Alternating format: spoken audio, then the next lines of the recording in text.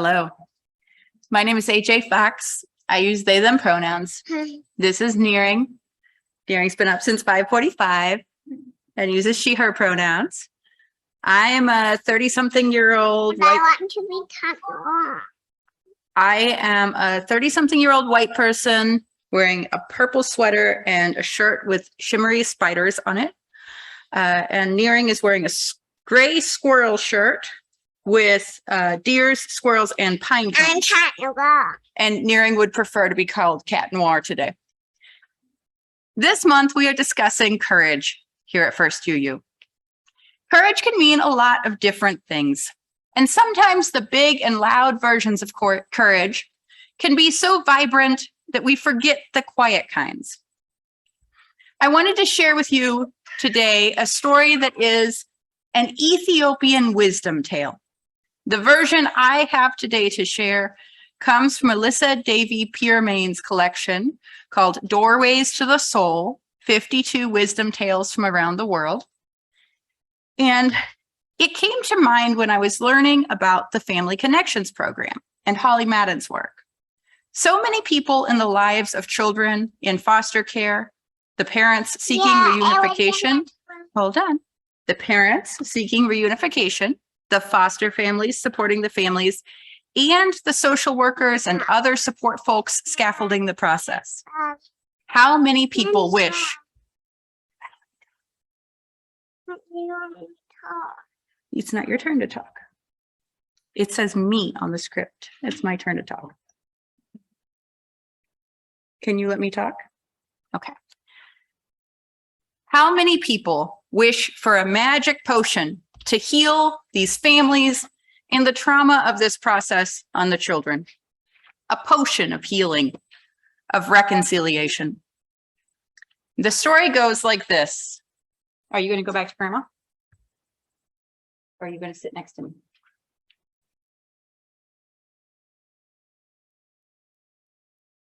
The story goes like this. It's called The Lion's Whisker. Long ago in Ethiopia, a woman married a widower who had a son. Her joy was great when she went to live in the home of her new husband, for she had longed for a partner and a child. But the child refused her affection, saying, "You are not my real mother." He refused her cooking, tore at her mending, and turned away from her kindness. After some time, the sorrowing woman decided to seek the help of a wise hermit who lived on the mountain, as wise hermits do. "Make me a potion," she begged, "so that this stepson will love me as I love him." "I can make such a potion," he said, "but the ingredients are very difficult to obtain. You must bring me the whisker of a still living lion." The woman went away in great distress, but was determined not to give up. That night, while her family slept, she crept out of the village to the edge of the desert carrying a bowl of meat. She knew there was a great lion that lived near some rocks quite a distance away. She walked under the night sky as close to the lion as she dared. Hearing him roar, she dropped the bowl and ran back home. Again the next night, while her family slept, she walked under the night sky as close to the lion as she dared. And she left the bowl and ran home. Every night, she drew closer to the lion before setting down her bowl and fleeing for home. And every night, the lion ate her food. And finally, one night, after many weeks, she placed down her bowl and stepped back, but did not run. And she watched the huge cat come slowly forward and eat from the bowl. The following night, she placed down the bowl and did not move away. And the lion came slowly forward and began to eat from the bowl. She reached out and stroked his fur. He made happy sounds in his throat. "Thank you, dear friend," she said. And she carefully took a whisker from his chin. She moved slowly away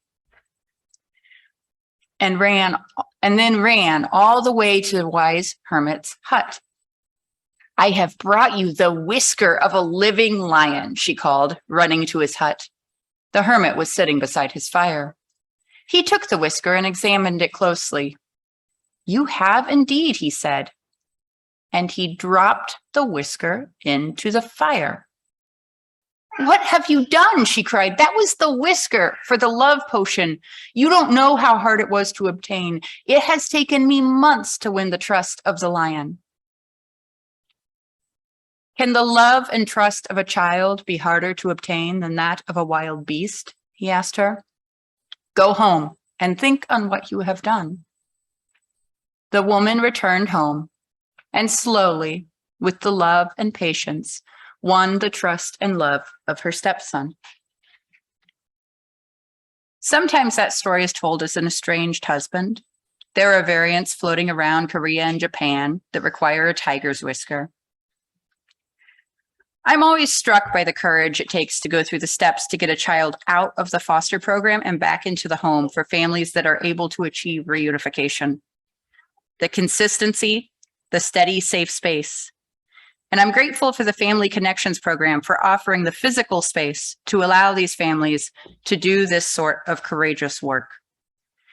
And with that, we're going to try to get back over to the chair and not disrupt anymore.